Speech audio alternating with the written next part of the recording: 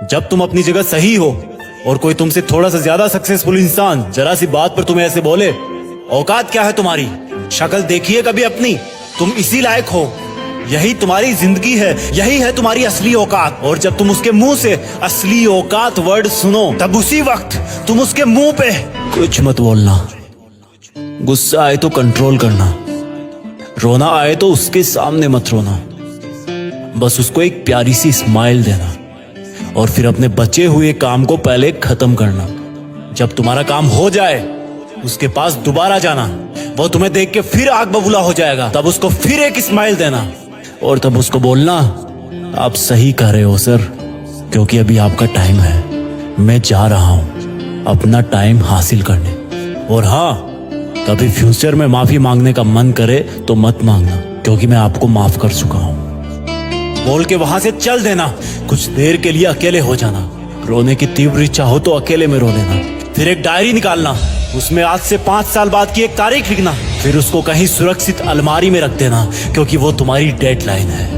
और फिर तुम अपने आप पर एक तिलक लगाना कि अब मैं दिखाऊंगा कि मेरी औकात क्या है, मुझे किसी और से नहीं खुद से लड़ना है, आज से मेरी खुद की कठिनाइयों के विरुद्ध जंग चालू है। और एक दूसरा कागज निकालना, उसमें लिखना कि तुम्हें ऐसा दिन देखने को क्यों मिला, ऐसा क्या था जो ऊपर वाले ने उसको देके नीचे भेजा और जो तुझको नहीं दिया। तब तू पाएगा कि तू उससे किसी मायने में कम नहीं है, बल्कि अपनी औकात सुनकर तू उससे भी बेहतर हो गया है, क्योंकि वही गुब्बारा ऊपर उड़ता है जिसमें गर्म हवा भरी होती है। अब ये तेरे अंदर की आग तुझे ऊपर उठाएगी। अगर उसने तुमसे कभी पास में ये भी कहा कि मेरे पास 40 लाख की कार है, तो मन में सोचना कि मेरे पास 40 लाख की कार आना तो शायद मुश्किल है, लेकिन मेरे पास 40 करोड़ का पर्सनल प्लेन जरूर आएगा। अगर उसने तुमसे कभी पास में ये भी कहा कि शक्ल देखी है अपनी, तो मन ही मन मुस्कुरा के बोलना कि अब मेरा चेहरा मेरा ब्रांड बनने वाला है। अगर वो बोले कि तुम लाइफ में कुछ नहीं कर सकते, तो मन ही मन दिलासा देना कि मैं कुछ करूं या ना करूं, तुम कभी आके मेरे से माफी जरूर मांगोगे। उसको कुछ बोलना नहीं, कुछ करना नहीं, खुद को ही बोलना है, खुद को ही करना है, क्योंकि अगर तुमने उसको उसी वक्त बोलकर जवाब दे दिया तो तुम्हारे अंदर की आग लीक हो जाएगी और तुम गिरना शुरू कर दोगे। इसलिए अपनी ज्वालामुखी को ऑन रखना कि अब दुनिया मेरी मेहनत देखेगी, क्योंकि अब मैं नहीं रुकूंगा। दुनिया मुझे पसंद करे या ना करे, वो मेरा नाम जरूर सुनेगी, क्योंकि मैं खुद अपने काम को पसंद करता हूं। अब दुनिया मेरी औकात देखेगी। मेरी जंग किसी इंसान से नहीं, मेरी जंग खुद से है, खुद के आलत से है, खुद के दिमाग से है, खुद के शरीर से है। जब मैं खुद से जीतूंगा तो बाहरी दुनिया अपने आप हार जाएगी। जब मैं जंग में कूदूंगा तो मेरी कठिनाइयां मैदान छोड़ के भाग जाएगी।